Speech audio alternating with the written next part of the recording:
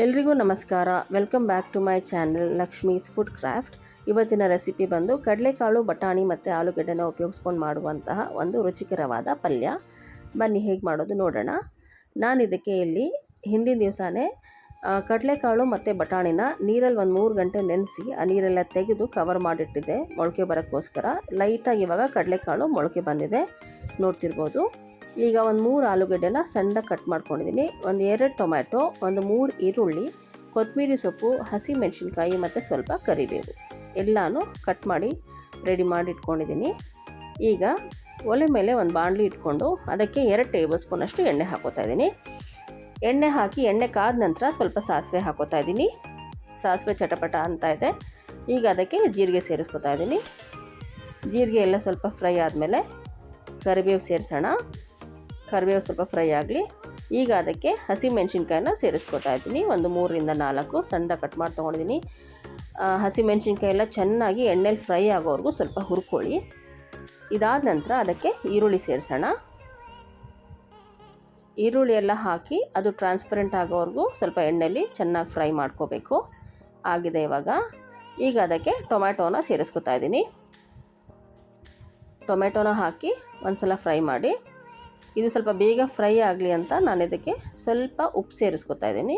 ಉಪ್ಪು ಹಾಕೋದ್ರಿಂದ ಸ್ವಲ್ಪ ಬೇಗ ಬೆಂದು ಮೆತ್ತಗಾಗತ್ತೆ ಅಂತ.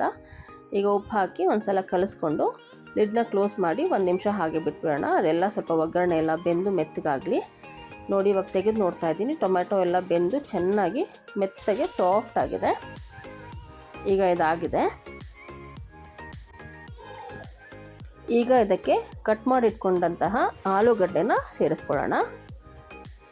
ಆಲೂಗಡ್ಡೆನ ಹಾಕಿ ಮತ್ತೆ ಅದಕ್ಕೆ ನೆನೆಸಿಟ್ಕೊಂಡಿದ್ವಲ್ಲ ಆ ಕಾಳುಗಳನ್ನೂ ಕೂಡ ಸೇರಿಸಿ ಎಲ್ಲನೂ ಒಂದು ಸಲ 1 ನಿಮಿಷ ಒಗ್ಗರಣೆಯಲ್ಲಿ ಮಿಕ್ಸ್ ಮಾಡ್ಕೊಳ್ಳಿ ಚೆನ್ನಾಗಿ.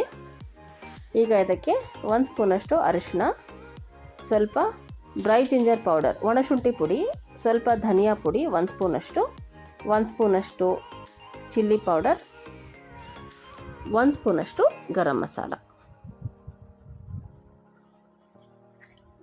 ಎಲ್ಲದನ್ನು ಸೇರಿಸಿ ಒಂದು ಸಲ 1-2 ನಿಮಿಷ ಹಾಗೆ ಎಣ್ಣೆಯಲ್ಲಿ ಹುರ್ಕೋಬೇಕಾಗತ್ತೆ. ಮಸಾಲ ಎಲ್ಲ ಕಾಳುಗಳಿಗೆ ಚೆನ್ನಾಗಿ ಹೊಂದ್ಕೋಬೇಕಲ್ವ, ಅದಕ್ಕೋಸ್ಕರ. ಈಗ ಅದಕ್ಕೆ ಹುರ್ಕೊಂಡಾದಮೇಲೆ ಕಾಳೆಲ್ಲ ಮುಳುಗೋ ಅಷ್ಟು ನೀರು ಹಾಕೋತಾ ಇದ್ದೀನಿ. ಚೆನ್ನಾಗಿ ಕುದಿಬೇಕಿದು. ಈಗ ಅದಕ್ಕೆ ಕೊತ್ತಂಬರಿ ಸೊಪ್ಪನ್ನು ಸೇರಿಸ್ತಾ ಇದ್ದೀನಿ ಫೈನಲಾಗಿ. ರುಚಿಗೆ ತಕ್ಕಷ್ಟು ಉಪ್ಪು ಸೇರಿಸ್ಕೊಳ್ಳೋಣ. ಉಪ್ಪು ಹಾಕಿ ಲಿಡ್ನ ಕ್ಲೋಸ್ ಮಾಡಿ ಲೋ ಫ್ಲೇಮ್ನಲ್ಲೇ ಒಂದು 5ರಿಂದ 6 ನಿಮಿಷ ಹೀಗೆ ಬೇಯಿಸ್ಕೋಬೇಕಾಗತ್ತೆ. 5 ನಿಮಿಷ ಆದಮೇಲೆ ತೆಗೆದು ನೋಡ್ತಾ ಇದ್ದೀನಿ. ನೀವು ನೋಡ್ತಿರ್ಬೋದು ಚೆನ್ನಾಗಿ ಕುದೀತಾ ಇದೆ. ಒಂದು ಸಲ ಎಲ್ಲನೂ ತಿರುಗಿ ಹಾಕ್ಕೊಂಬಿಡಿ, ಮಿಕ್ಸ್ ಮಾಡಿ.